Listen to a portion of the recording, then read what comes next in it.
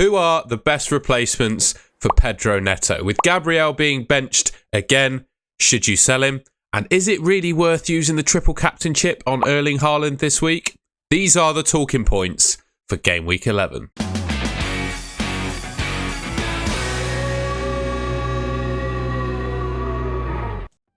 Unfortunately, just as he was starting to find himself some form, Pedro Neto was stretchered off with a hamstring injury against Newcastle. The player himself stated on his Instagram that he was likely to be back in a couple of weeks. However, with the nature of the hamstring injury, the fact he was stretchered off, I think it's likely to be more like a month to 10 weeks out of action, which means I think he is a sell.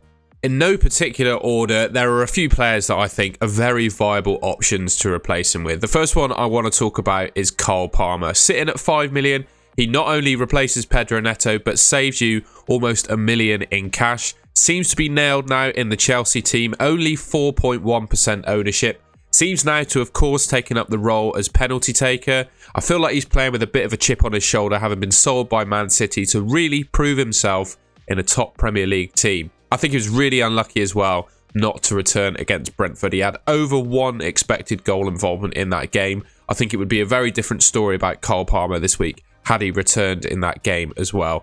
Only downside, of course, looking at those fixtures, they are really tough. Spurs, Man City and Newcastle in particular, I'm not too sure you'd expect a great deal out of Chelsea in those games. However, Brighton and Man United, definitely worse defensively than those other three. He could well get returns in those games, but with Cole Palmer, yeah, those 3 fixtures would kind of put you off, I think.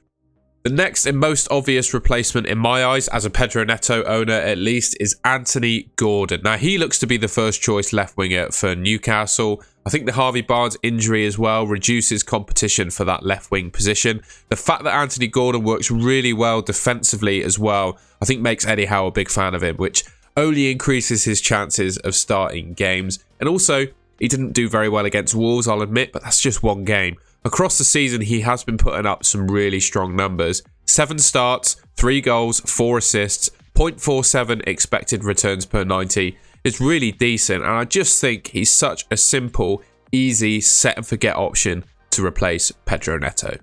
Now, if you were sitting on a bit of cash in the bank, I really like Brian Mbeumo. I've been singing his praises from the start of the season. Well, to be honest, before the FPL game even launched, I was singing his praises. I just thought with Tony out of the team, he was going to take up that talismanic role for Brentford. He's guaranteed to start, play 90 minutes, takes the penalties, of course, away from Ivan Toney when he's not in the team. Just seems to be consistently knocking out returns against all levels of opposition.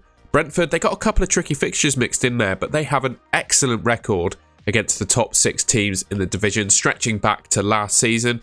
And his underlying numbers are fantastic. He's better than Palmer and, of course, Gordon that we've just spoken about. 0.92 expected returns per 90 is absolutely excellent. And yes, Liverpool, Arsenal, on the face of it, might be quite tough fixtures, but both teams are capable of conceding goals. And I think if there's any team to beat them, with the record that they've got, it could well be Brentford. Gabriel has now been benched against Sheffield United, Nottingham Forest, Crystal Palace and Fulham. With Newcastle away up next, I wouldn't bank him to keep a clean sheet, and with those fixtures following on for that, I wouldn't be surprised if, based on the fact that the teams he gets benched at are sort of the lower teams in the league, I wouldn't be surprised to see Kivior starting in his place again. So I think Gabriel is a sell. Now, there's a couple of players of a similar price that I think are easy replacements for him. My number 1 target to replace Gabriel is Tsimikas. Now, Andy Robertson, I don't think he's going to play again this calendar year with his shoulder dislocation. That's a couple of months to 3 months out. I think Tsimikas seems to be the first choice left back for Liverpool in the Premier League to replace Robertson. They've kept 2 clean sheets on the bounce in the league with Tsimikas in the team. Of course, they're against easier opposition, but the fixture run coming up is really nice, bar the Man City away game, of course. But at 4.5 million, I think you could quite happily bench Tsimikas. Now, his attacking upside is not quite of the level of Trent. Tactically, the Liverpool left-back defends a lot more than Trent does on the right. But I think regardless, 4.5 million for a Liverpool defender is just fantastic value, and you can't ignore it.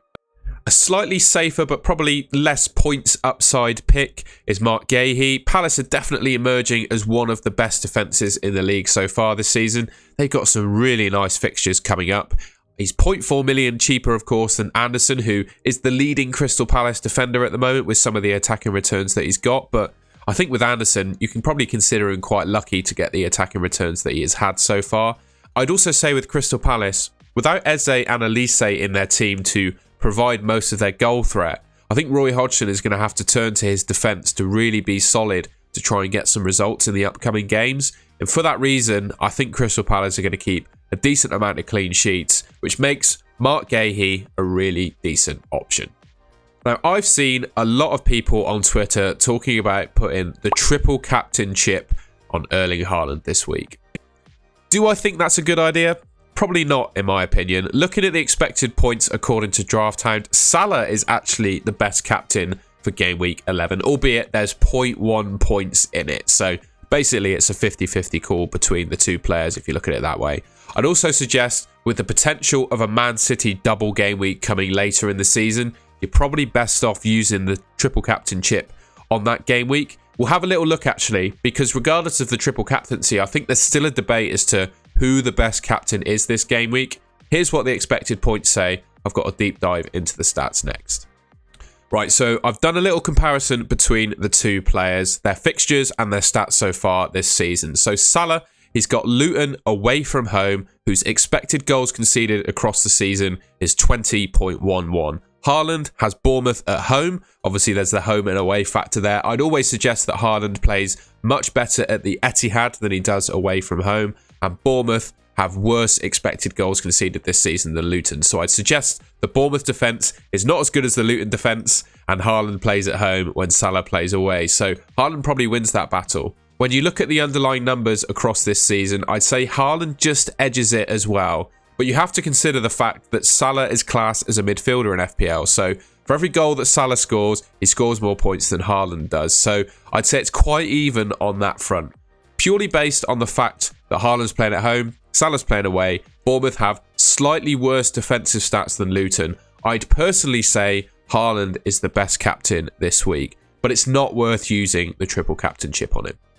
Alright, and that's the end of the video. A slightly different spin on the previous videos I've done. I thought it'd be useful just to talk about the key topics that I've gathered across the game week and put them into a video. Let me know what you thought, if you found it useful. I mean, obviously these points aren't going to apply to everyone. I can't say 100% of the game are thinking about triple captain in Erling Haaland, have Gabriel or Pedro Neto in their team, but I thought it'd be useful regardless. If you enjoyed it and found it useful, please leave me a like rating. Comment down below if you agree or disagree with any of the opinions I've made in this video, and I'll catch you in the next one.